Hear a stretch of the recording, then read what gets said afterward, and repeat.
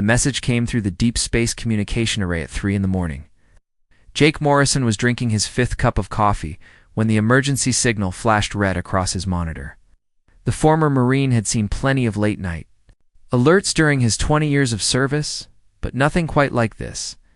The transmission was encrypted with Velthani codes. Jake knew those patterns well. He had worked with the Crystal People during the first contact protocols 5 years ago. Their homeworld was beautiful, covered in cities that looked like giant diamonds reaching toward purple skies. The Velthani were peaceful traders who would introduce Earth to the Galactic Council of Peaceful Worlds. Jake played the message.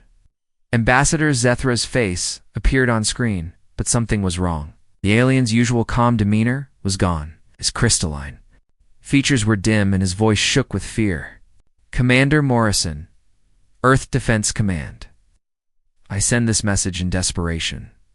Our worlds are falling. The Korthok swarm has taken 17 of our colonies. They consume everything. Our people flee in terror, but there is nowhere left to run. Jake leaned forward. He had heard rumors about the Korthok from other alien traders. They were insectoid creatures who stripped planets bare of resources.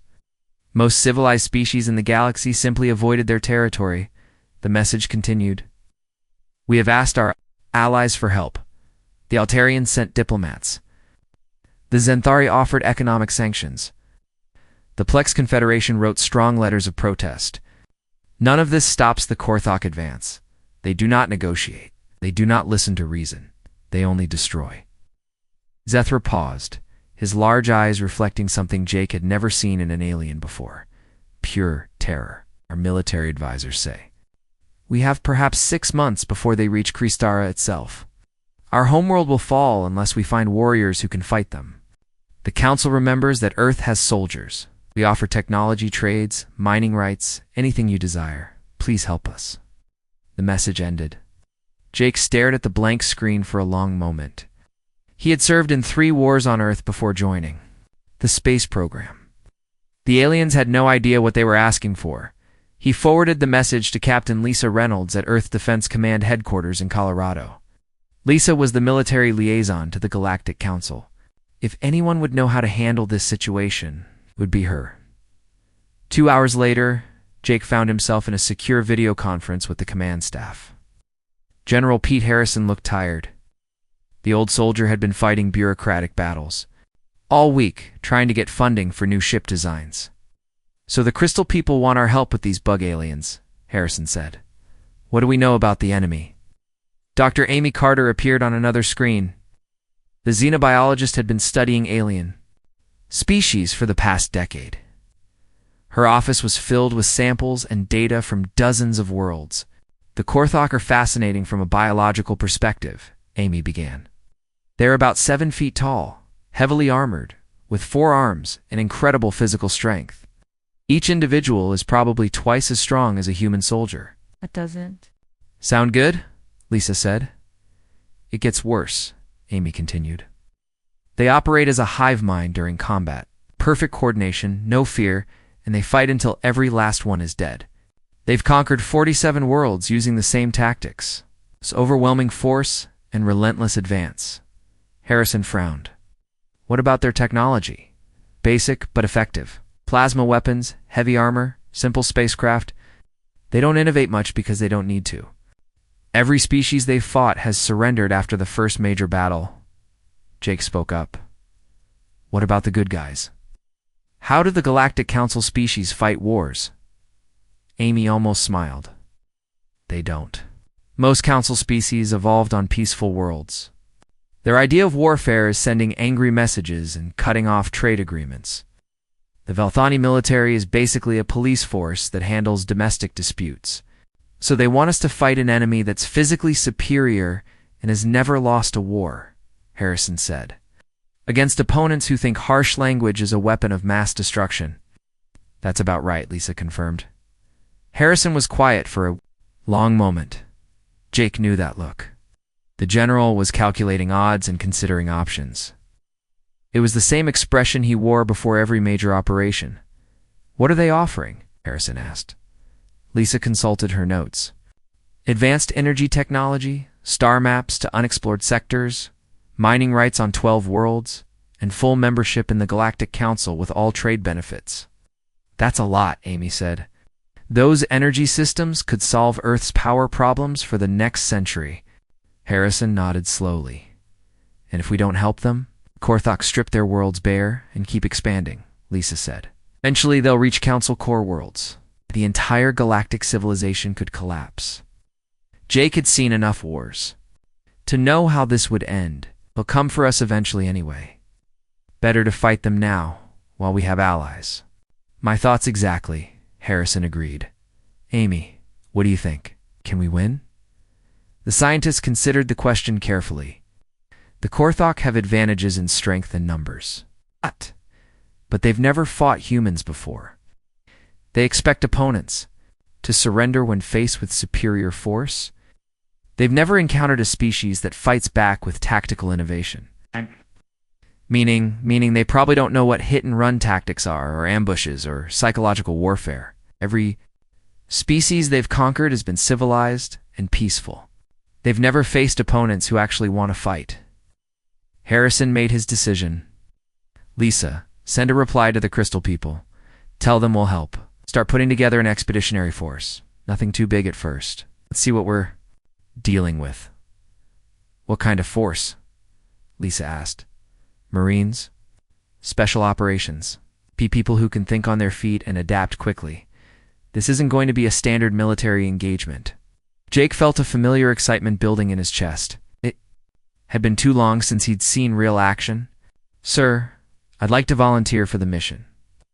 Harrison looked at him carefully. You sure about that, Morrison? We've got a good position here? Safe duty. Sir, safe duty is boring, and someone needs to show these aliens what human soldiers can do. Approved.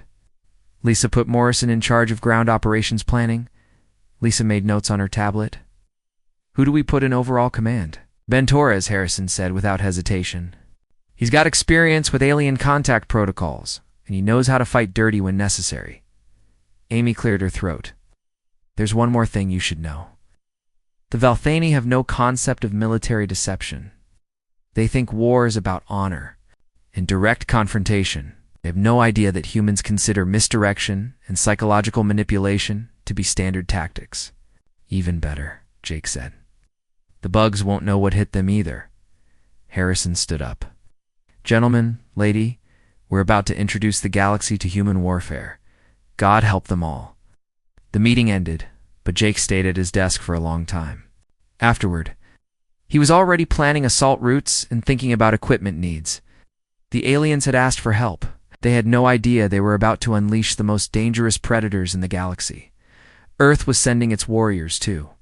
War among the stars. 3 weeks later, the human fleet dropped out of hyperspace at the edge of the Velthosa system. Colonel Ben Torres stood on the bridge of the Starship Endeavor, watching the tactical display update with new information. The outermost Valthani colony world was under siege, but it was still fighting. Contact from the surface, sir. Communications Officer Laura Price reported.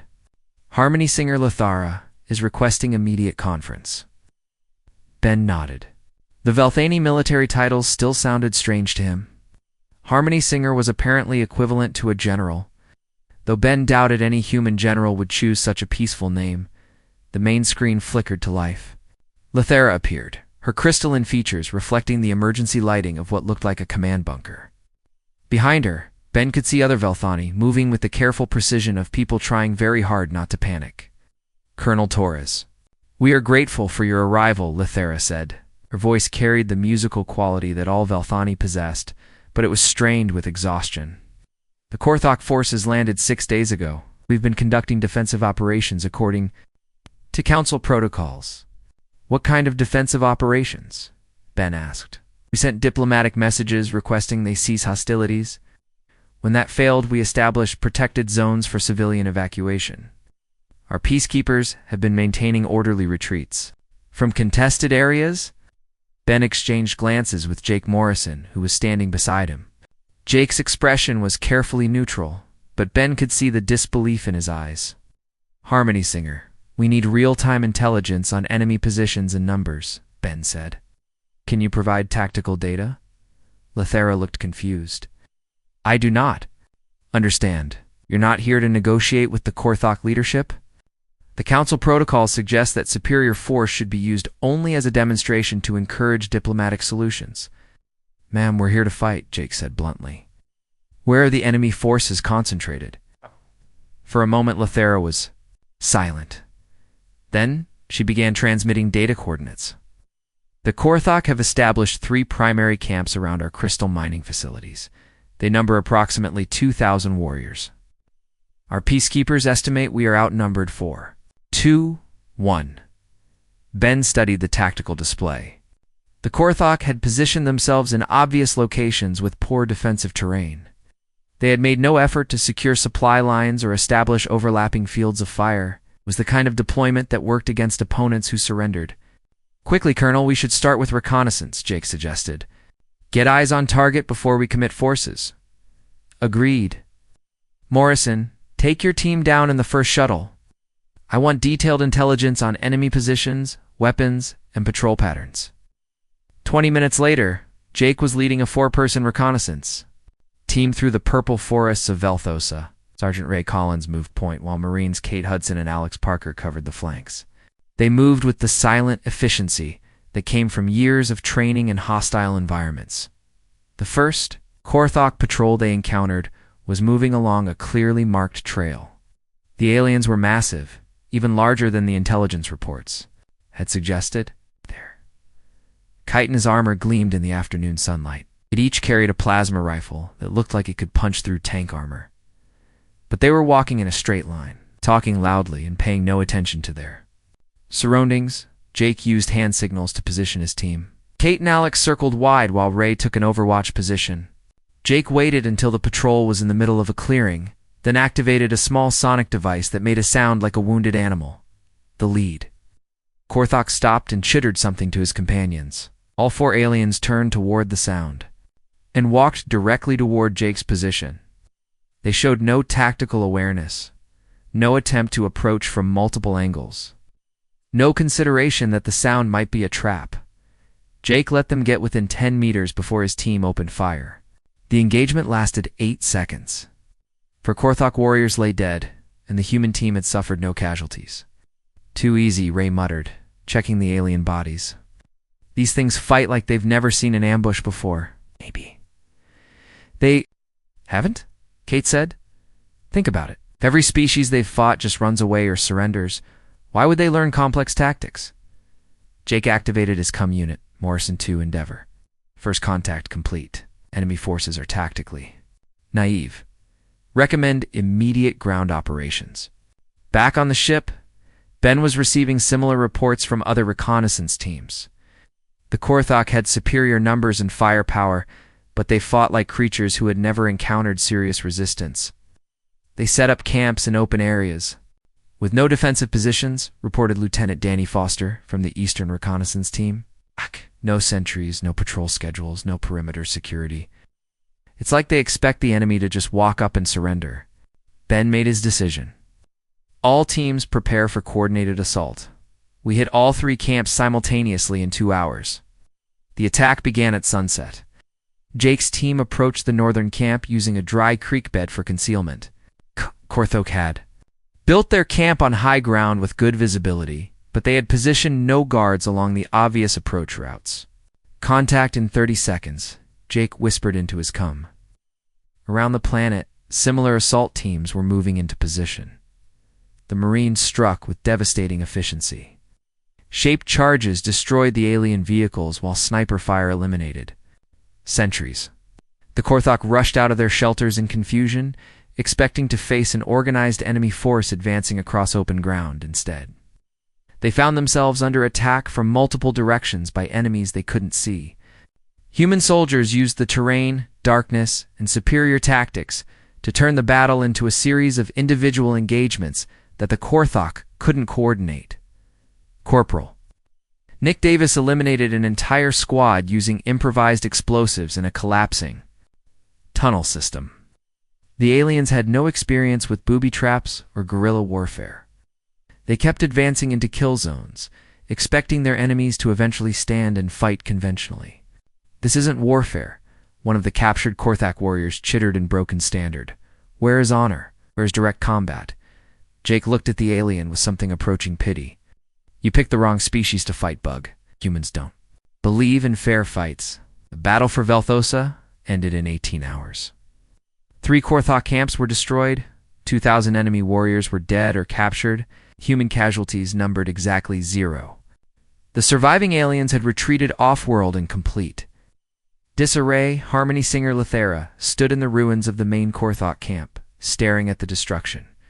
Her crystalline features reflected the smoking wreckage with prismatic light. Do not understand, she said to Ben. How did you achieve this? The Korthak have conquered dozens of worlds using these same forces. Ben looked around at the tactical carnage. Burned vehicles, collapsed shelters, and the scattered equipment of a completely defeated army. It was the kind of victory that human forces had been achieving for thousands of years. The difference is simple, Ben said. Every other species, thinks war is about honor and fair fighting. Humans think war is about winning. We'll use any advantage we can find. As the human forces prepared to move to the next contested system, word of the victory was already spreading through both the Galactic Council and the Korthak Empire. The peaceful species were amazed at human effectiveness. The Korthak were learning something they had never experienced before: fear. News of the Velthosa victory spread across the galaxy in days. On peaceful worlds throughout the Galactic Council, alien diplomats watched recorded footage of the battle with growing unease. The humans had not just defeated the Korthak, they had destroyed them completely using methods that no civilized species had ever imagined. Ambassador Zethra stood in the council chambers on Altair Prime, addressing representatives from 40 different worlds. His crystalline features caught the light as he spoke, but his voice carried an uncertainty that had not been there before. The humans have proven effective beyond our expectations, he said carefully. Perhaps too effective. They fight with a brutality that concerns some council members. The Altarian delegate, a tall blue being named Velthor, raised one of his 4 arms. We are grateful for their assistance, but their methods raise questions. They show no mercy to defeated enemies. They use deception and surprise attacks. Is this the behavior of a civilized species? Meanwhile, in the depths of space, the Korthak Empire was having a very different conversation. Queen Commander Skarthak floated in her biofluid chamber aboard the massive hive ship Devastator. Around her, lesser queens and war primes gathered to report on the strange new enemy. The creatures call themselves humans, War Prime Krexther chittered. His mandibles clicked with agitation. They fight unlike any species we have encountered. They do not advance in formation. They do not announce their attacks. They strike from hiding and retreat before we can respond. Skarthex. Compound eyes. Focused on the tactical displays, 47 worlds had fallen to Korthak forces using the same simple strategy. Overwhelming assault, superior numbers, and the enemy's inevitable surrender when faced with total defeat. It had worked perfectly for 300 years. Send the 4th battle swarm to Thelmara system, she commanded. 10,000 warriors. Crush this human infestation before it spreads. On Earth, Major Chris Bennett was briefing his assault. Troops aboard the destroyer Valiant. The ship was 3 days out from Thelmara, a contested world that controlled important hyperspace routes. Intelligence suggested the Korthak were massing forces there for a major counterattack. Listen up, Chris said to the assembled Marines. This won't be like Velthosa. The bugs are adapting. They're sending bigger forces and they're studying our tactics. We need to stay ahead of them. Captain Helen Ross, the Valiant's commanding officer, activated the tactical display. The Korthak have established a primary base on Thelmara's northern continent. Our job is to turn that world into a fortress that controls 3 major space lanes. Lieutenant Danny Foster raised his hand. Sir, what about the local population? Evacuated? 2 weeks ago, Helen replied. The Velthani pulled everyone out when they detected the Korthak buildup. We have a free fire zone. Chris smiled grimly. Which means we can prepare the battlefield exactly how we want it. The human force arrived at Thelmara to find a world in chaos. Korthak dropships were landing continuously, disgorging thousands of warriors onto the planet's surface. But the aliens were making the same mistake they always made. They were concentrating their forces in obvious locations and advancing along predictable routes. Danny Foster's engineering team had arrived 3 days earlier aboard fast transport ships. They had been busy. The main Korthok advance route was now a carefully prepared killing field. Hidden explosive charges lined the canyon walls. Sensor nets tracked every movement. Automated weapon systems waited in concealed positions. Engineering to command, Danny reported. The welcome mat is ready. Recommend we start the party. Chris activated the general comm channel. All units, this is Overwatch. Arriving. Let's show them some hospitality. Korthak 4th Battle Swarm advanced exactly as predicted. 10,000 warriors moving in dense formation through the canyon system, expecting to overwhelm any human resistance through sheer numbers. War Prime Krexther led from the front, his massive form towering over the lesser warriors. The first explosions came without warning. X-shaped charges built into the canyon walls sent thousands of tons of rock cascading down on the alien formation. The Korthok found themselves trapped in a narrow space with no room to maneuver, and enemies they could not see. Sergeant. First Class Julie Martinez led her special operations team from concealed positions high on the canyon rim. They used thermal imaging to target Korthok officers, eliminating command structure, while the main force was trapped below. The aliens had no backup commanders and no flexible command protocols. Target the big one with all the decorations, Julie whispered to her sniper team. That's their field commander. The shot took Krexther in the center of his thorax. The War Prime collapsed, his biofluids leaking across the rocky ground. Around him, lesser Korthok chittered in confusion. They had never operated without clear hierarchical command, but the humans were not finished. Hidden speakers throughout the canyon began broadcasting sounds calculated to disrupt Korthak communication. The aliens relied on specific frequency patterns to coordinate their attacks. The sonic weapons turned their own communication system against them. They're breaking formation, reported Corporal Greg Stone from his observation post. The bugs don't know how to fight when they can't talk to each other. Chris watched the tactical display with satisfaction. Korthok force was fragmenting into smaller groups, each trying to escape the killing field independently. They had no experience with this kind of coordinated ambush, and their rigid tactical doctrine provided no solutions. All units commence hunter-killer operations, Chris ordered. No survivors. What followed was not a battle in any traditional sense. It was systematic elimination of enemy forces by soldiers who understood that psychological warfare was just as important as physical firepower. Human teams used the terrain, superior equipment, and tactical flexibility to destroy isolated Korthak groups one by one. The few aliens who managed to reach their landing ships found more surprises waiting. Danny's team had mined the landing zone with devices that disabled Korthok vehicles without destroying them. Humans wanted to capture alien technology intact. By dawn, the 4th Battle Swarm had ceased to exist. 10,000 Korthok warriors had been eliminated by a human force, 1/10 their size. The canyon system was littered with alien wreckage, but human casualties numbered only 6 wounded. Julie's team had accomplished something even more important during the battle.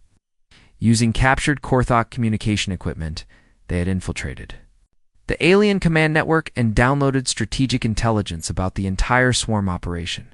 Colonel, you need to see this, Julie reported to Ben Torres, who had arrived aboard the command ship Defiant. We've got their complete invasion plan. The intelligence was devastating. The Korthok were preparing for a final assault on Krexther itself. 50,000 warriors, bioweapons designed to consume crystalline structures, and a timeline that gave the Velthani homeworld less than 3 months before total destruction. Ben studied the data with growing determination. The aliens had asked Earth for help defending their colonies, but the real war was just beginning. The Korthok were planning to strike at the heart of Velthani civilization, and they still had no idea what humans were truly capable of when properly motivated. Get me a priority channel to Earth's Defense Command, Ben ordered. Tell them we need everything they can send, ships, troops, and every dirty trick in the book. He looked back at the tactical display showing Korthok fleet movements toward Velthani space. It's time to show these bugs what happens when you threaten our friends.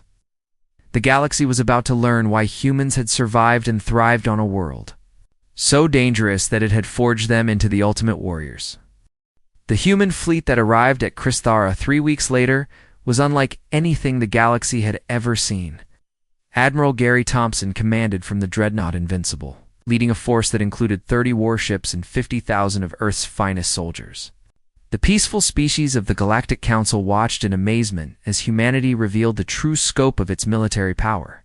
Ambassador Zethra met with Admiral Thompson in the crystal spires of the Velthani capital. Through the transparent walls, they could see human ships taking defensive positions around the planet. Each vessel bristled with weapons that the Velthani had never imagined possible. "Admiral, we are grateful beyond words," Zethra said, his crystalline features reflecting the starlight. "But are so many ships necessary? Our scouts report the Korthok fleet numbers only 40 vessels." Thompson looked at the tactical displays. Showing enemy positions, Korthok had massed their entire remaining force for this final assault. 50,000 warriors, their most powerful bioweapons, and their queen ship Devastator leading the attack. "Ambassador, those 40 ships carry enough firepower to glass your planet," Thompson replied. "We're not just here to defend Kristara. We're here to end this war permanently." Dr. Steve Walsh stood nearby, examining readings from his hybrid equipment. The chief science officer had spent weeks combining human technology with Velthani energy systems, creating weapons that neither species could have built alone. "The energy shield generators are online," Steve reported. "Velthani crystal technology amplified by human power cores. The planetary defense grid can now absorb direct hits from Korthok plasma cannons." Colonel Torres was coordinating with the ground forces. His Marines had been studying the captured intelligence for weeks, planning an operation that would have been impossible without complete knowledge of enemy tactics and capabilities. "We know their target," Ben said to his assembled commanders. "The Korthok Queen ship will position itself directly above the capital to coordinate the planetary assault. That's where we hit them." Captain Sandra White stepped forward. She commanded the stealth ship Phantom, a vessel designed specifically for deep penetration missions. Her crew was entirely volunteer, knowing they were being asked to attempt something that had never been tried before. "Sir, infiltrating a queen ship is a suicide mission," Sandra said calmly. "Korthok biosecurity is designed to kill any non-Korthok life form that enters their ships. Which is why we're not going in as humans," Ben replied. He activated a holographic display showing captured Korthok armor and equipment. "Dr. Walsh has modified their biosuits to mask human life signs. They'll register as Korthok warriors to their security systems." Steve nodded. "The suits will only work for a few hours before the biological incompatibility becomes fatal. That should be enough time to reach the Queen ship's command center." The Korthok fleet arrived at Kristara exactly when the captured intelligence predicted. Queen Commander Skarthak led her forces in perfect formation, expecting to overwhelm the planet's defenses within hours. She had brought every remaining warrior in the Empire, confident that no force in the galaxy could stand against such overwhelming power. "Begin the assault," Skarthak commanded from her throne aboard Devastator. "Showed these crystal creatures what happens to those who resist the swarm." The first Korthok plasma barrage struck Kristra's defense grid with enough energy to vaporize a moon. The aliens expected to see the planet's shields collapse immediately. Instead, the crystalline energy barriers absorbed the attack and grew stronger. "Impossible," chittered Warprime Vexter from his position on the flagship's bridge. "Oh no." "Known technology can withstand concentrated plasma fire from 40 ships." "Continue the assault," Skarthak ordered.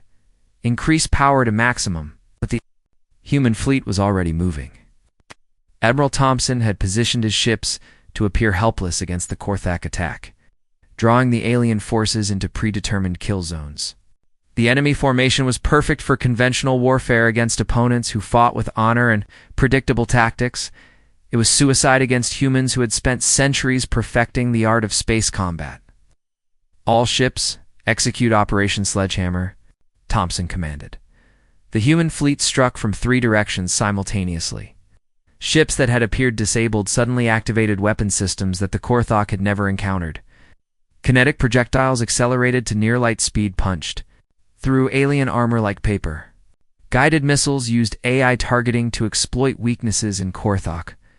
Ship design. The Korthok fleet found itself fighting an enemy that used three-dimensional tactics in ways they could not comprehend. Human ships moved unpredictably, concentrated, fire on critical targets, and coordinated their attacks with precision that seemed impossible. Within an hour, 35 Korthok vessels had been destroyed or disabled. Only the Queen ship and 4 escort cruisers remained, and they were trapped in orbit above Cressera with their retreat routes blocked. Deploy the landing forces, Scarthak commanded desperately. Take the planet directly. Ground forces descended toward Kristra's surface.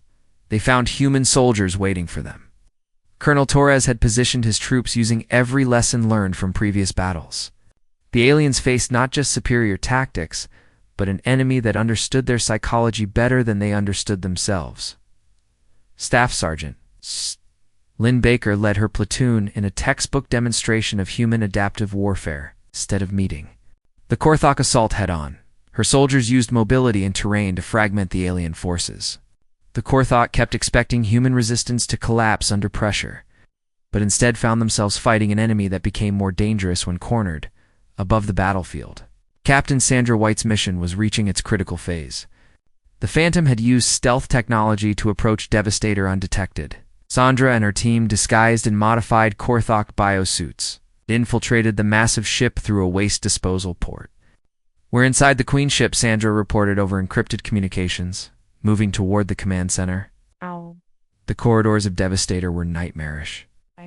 Biomechanical walls pulsed with alien life, and the air was thick with chemicals designed to enhance Korthok aggression. But the disguised humans moved through the ship like ghosts, using captured intelligence to navigate directly to their target. They found Queen Commander Scarthak in a vast chamber at the ship's heart. The massive alien floated in her biofluid tank, coordinating the battle through direct neural links to her subordinates. She was so focused on the combat that she never noticed the small team of humans entering her throne room. For Earth and humanity, Sandra whispered, activating the demolition charges her team had placed throughout the ship's critical systems. The destruction of Devastator sent shockwaves through the remaining Korthok forces. Without their Queen commanders, coordination, the alien assault collapsed into chaos. Individual warriors found themselves alone against human soldiers who fought with a coordination and determination that defied every Korthok understanding of warfare. The battle for Cressera ended 12 hours after it began. The Korthok Empire's military capability had been completely destroyed. Surviving aliens fled toward their home territories, carrying with them the knowledge that the galaxy contained predators far more dangerous than they had ever imagined. Ambassador Zethra stood with Admiral Thompson in the ruins of a Korthok landing site. The crystalline being looked at the wreckage with something approaching. "Ah, how did you achieve this?" Zethra asked. The Korthok conquered 47 worlds. They seemed unstoppable. Thompson looked up at the human fleet, maintaining orbit around the peaceful world they had saved. "They made one mistake, Ambassador. They asked for war with a species that evolved fighting for survival every single day. The war was over, but the galaxy would never be the same. Humanity had proven that sometimes, when faced with extinction, the only solution was to send warriors from a world so dangerous that it had forged them into the most effective soldiers the universe had ever seen."